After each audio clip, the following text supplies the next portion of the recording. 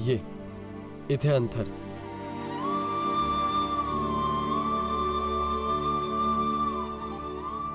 आजपासून तुझा अभ्यास सुरू. पण एक गोष्ट लक्षात ठेव, ह्या शिक्षणाचा उपयोग स्वतःबरोबर गरजवंतांच्या मदतीसाठी उपयोग करायचा आणि आयुष्यभर हा प्रयत्न करायचा की प्रत्येक जण शिक्षित होऊ देत. चालेल, सुरू करूयात. बस. अरे काय करतेयस? गुरु मानतीये. बस. ऐक, हे बघ, आता आपण सुरू करूयात.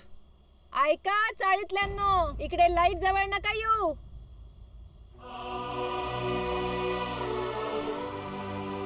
तुम्ही दोघं तुमचा अभ्यास करा, मी इथे बाजूला बसून माझं काम करते. ऐक, सुरू करूयात वर्णमालेपासून.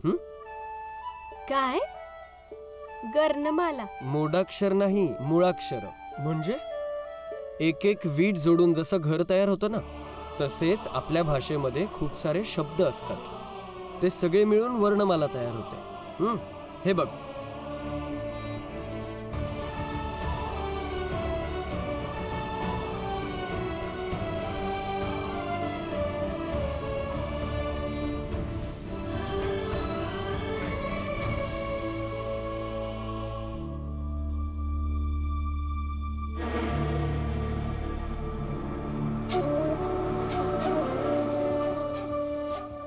आज रात्री तू भीमरावांसाठी दूध घेऊन जा रमा. खेळ तिथेच होईल.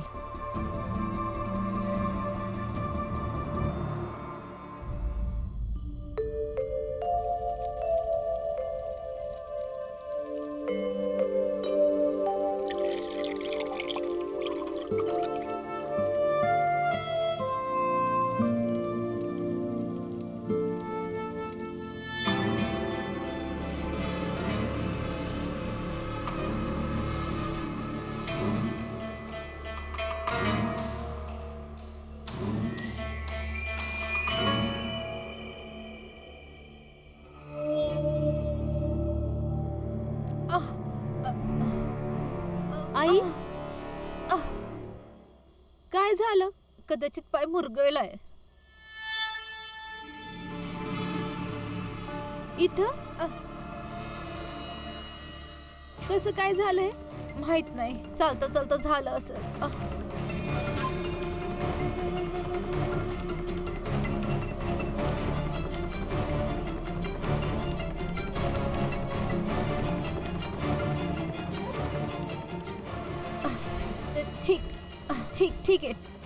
ठीक आहे, जा आपलं काम कर. जा आपलं काम कर.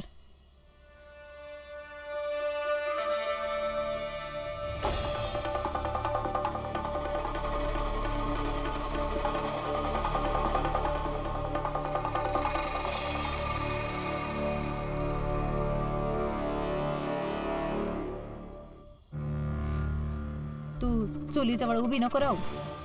उद्या कोणी विचारलं तर तुझ्यावर येऊ शकतं. जा आतमध्ये जा. बाबांनी तुला कारखान्यात येण्यासाठी आधीच मनाई केली होती आणि पुरंजन काकाने पण हीच गोष्ट बोलली होती. तू त्या कारखान्यात जायचं नाहीस. बाबांना त्यांचा निर्णय स्वतःला घ्यावा. परंतु तो नरोत्तम जोशी बाबांना वारंवार परेशान करतोय. तू नाही जायचं म्हटल्यावर नाही जायचं, बस.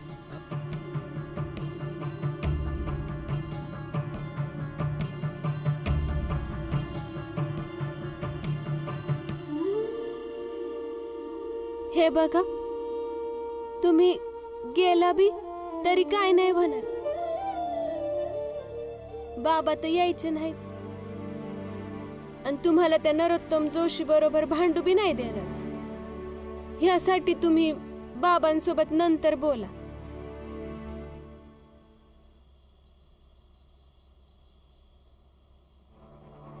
भीमने दूध पिलं असेल. जा.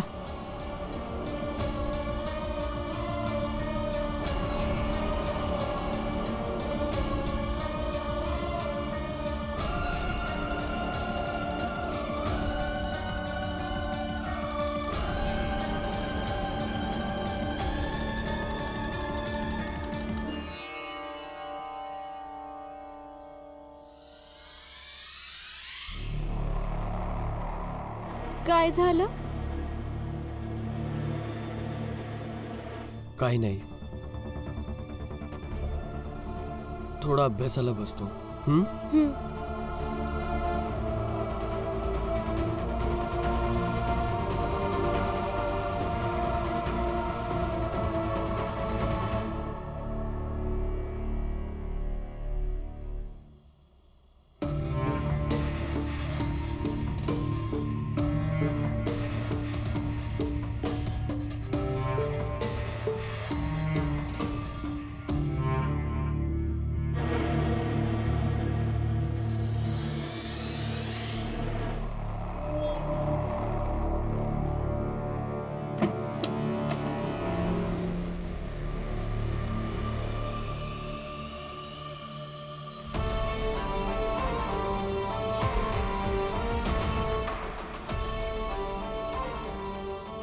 मी समजू शकते की आज मी तुम्हाला खूप सुंदर दिसत असेल. तुम्ही जरा रमाला बोलवा ना, मला काहीतरी वेगळंच होतंय. रमाला बोलवा ना.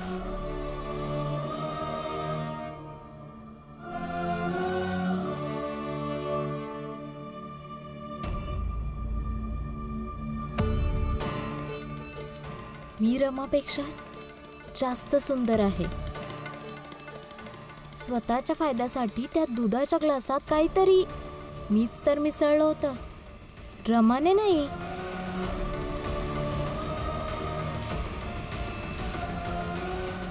आता रमाला विसरा आणि माझा स्वीकार करा, आणि मग सकाळपर्यंत तुमच्या तर काही लक्षातच नसेल. बस हेच ऐकायचं होतं मला. हे बघा, मला काही झालेलं नाहीये. तुम्हाला हवा तो कट तुम्ही रचा. तुम्ही तुमची इच्छा कधीही पूर्ण करू शकणार नाही. भलेही थोडासा उशीर होईल, परंतु तुम्हाला एक गोष्ट नक्की कळणार की माझ्या आणि रमामध्ये कोणीही कधीच येऊ शकत नाही. पण ते दूध ज्यात मी काहीतरी मिसळलं होतं ते मी प्यायलोच नाही.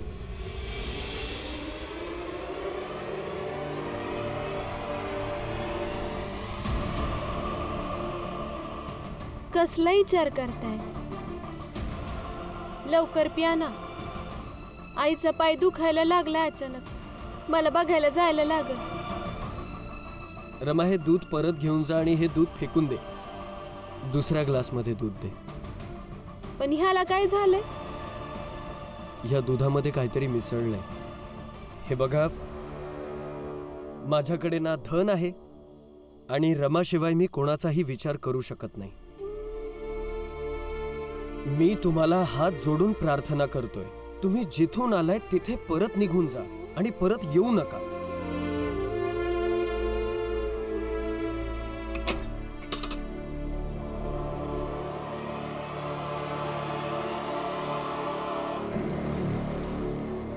ह्यांनी तुला समजावलंय ना, मग समजून घे. ह्याच्यातच तुझं भलं आहे. आणि परत असं काय करायचा प्रयत्न केला ना तर मी समजावणार नाही. न सांगता जे करायचं ते करीन.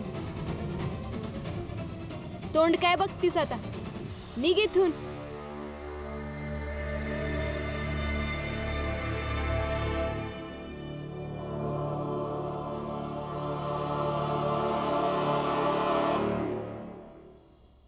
पण तुम्हाला कसं काय समजलं की गोमतीने असं सगळं केलंय? कारण की साताऱ्यामध्ये अशीच एक घटना बाबांसोबत घडली होती.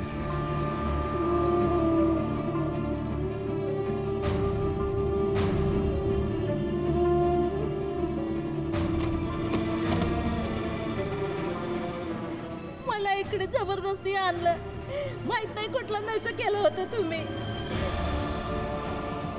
मी तुम्हाला 2 दिवसाची मुदत देते. माझी आबरूत तुम्ही लुटली आणि तुम्हीच मला तुमची पत्नी बनवून माझी इज्जत परत करा. कोण होती ती? ही बाई माडी चालवते आणि ही बाई त्या माडीवरची नर्तकी आहे. आणि याने हे समजायला अवघड नाहीये की रामजीला हिने का फसवलंय. ती तिथले शेठजी आणि महाराजांची एक चाल होती.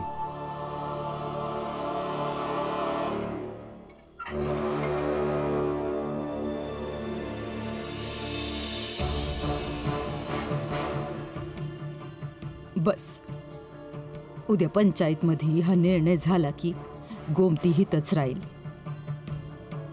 आणि मग हे कानातले तिला बक्षीस म्हणून देईन आणि वधुमुख देखले पण ही होऊन जाईल. काहीही असू दे, पण तो भीमराव आणि रमाबाईला काहीच फरक पडणार नाहीये.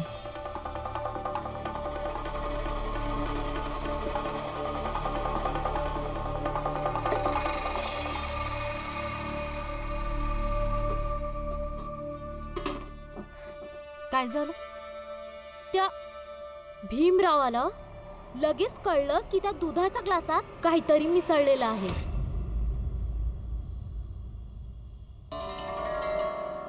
आता एकच उपाय राहिलाय. उद्या पंचायत मध्ये तू ही गोष्ट वारंवार बोलत राहा की भीमनी तुला विवाहाचं वचन दिलं होतं आणि या गोष्टीचा पुरावा मी कुठनं आणू. आता स्वतःची आत्मा कशी काढून दाखवू हेच वारंवार बोलशील.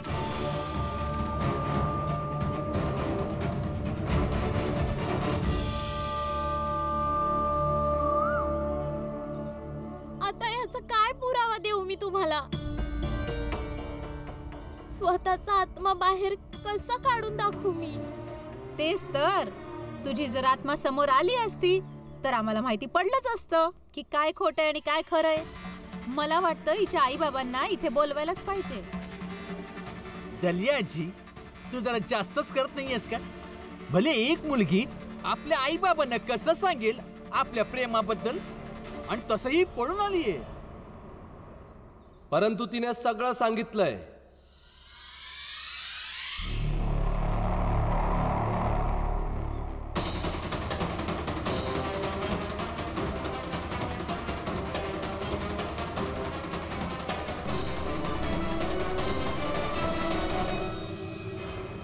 तिने आपल्या आई वडिलांना सगळं काही सांगितलंय.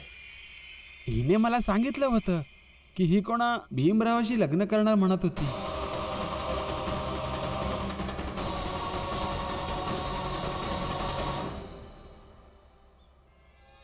आई, आई माझ्याकडून चुकी झालीये.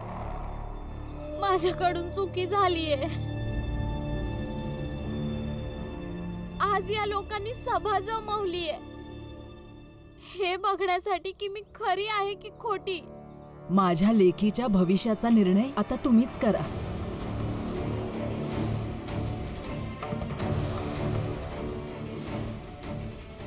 माझ्या पोरीचं आयुष्य तुमच्या सगळ्यांच्या हातात आहे. माझ्या पोरीचं आयुष्य वाचवा. भीमराव, तुझ्याकडे काही पुरावा आहे? हे जे काही सांगतात ते खोटं ठरू शकतोस?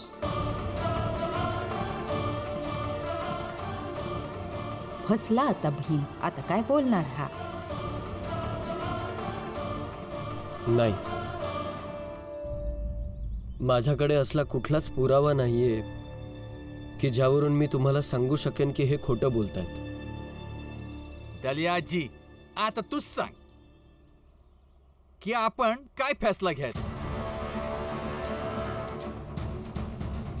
या गप्पपणाचा अर्थ हा आहे का गोमतीची जबाबदारी या भीमाला घ्यावी लागल आणि पत्नीचा दर्जा बी द्यावा लागल.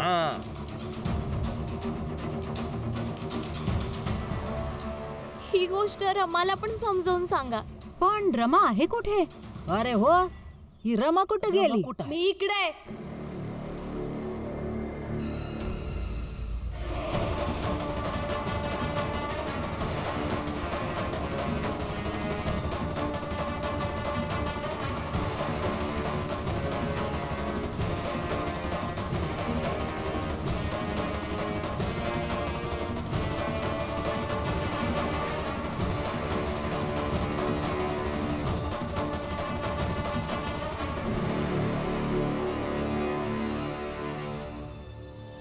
कुठून आली?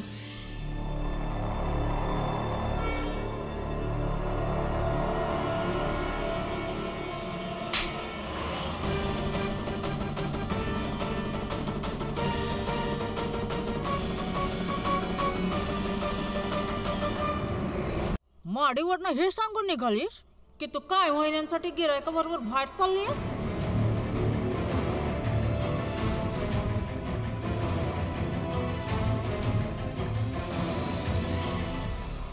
आणि इथं येऊन लोकांचं घर पडतीयस?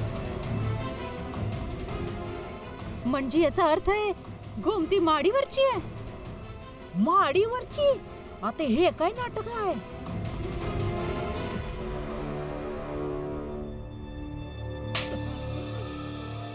ढोंगी, खोटं बोलत होतास की हिचा बाप आहेस तू? गप गप, एक शब्दही बोलू नकोस. निघायचं इथून. आणि तू पण स्वतःच सामान घे आणि चल इथनं. यांची दुनिया अलग आणि आपली दुनिया अलग. त्यांनी आपल्या आणि आपण त्यांच्या दुनियेत दखलंदाजी नाही करायची. चल, सामान उचल तुझं.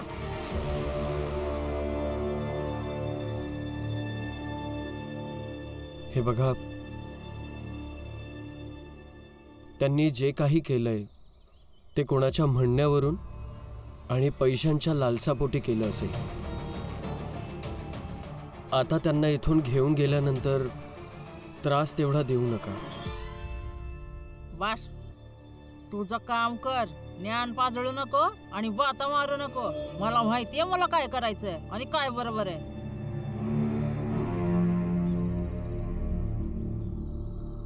तुझं तर नशीबच खराब निघालं गोमती. 2 पैशाचा पण फायदा नाही झाला या घरात.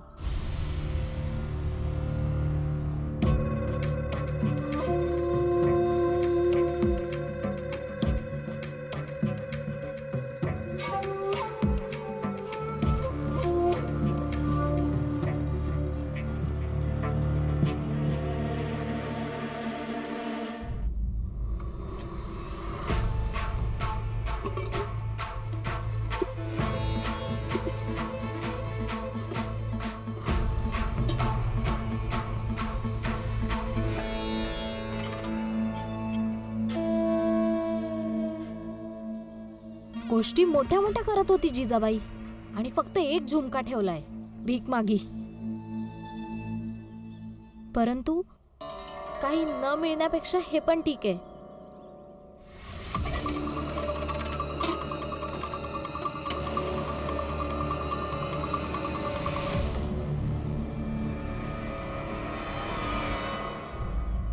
अरे, इथंच होते की गोमतीची पोटली? कुठे गेली?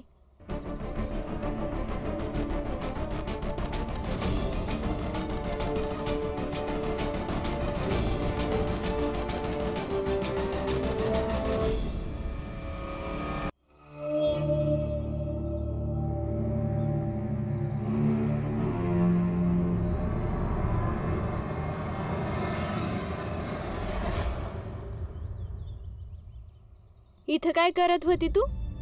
अच्छा, म्हणजे हिने नाही बघितलं. पाणी प्यायला गेले होते की आता ते पण नाही पिऊ शकत? ती तुझी खडूस सासू इथेच झोपते ना? त्यावरूनच ठरवलं होतं मी की भीमरावाला माझा बनवेल आणि या घरात टिकून राहीन. पण नाही, धोका झाला माझ्यासोबत आणि म्हणून मला इथून जावं लागतंय.